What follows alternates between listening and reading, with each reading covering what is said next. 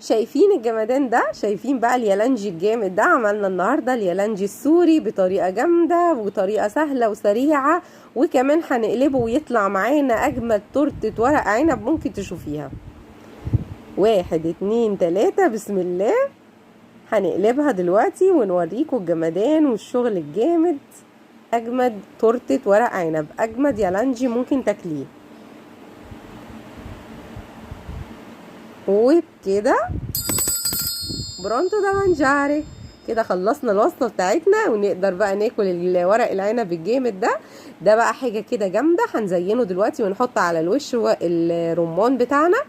طبعا الوصفه جامده وسهله وسريعه، وفيها تركات كده هتخليها كده معاكي جامده جدا.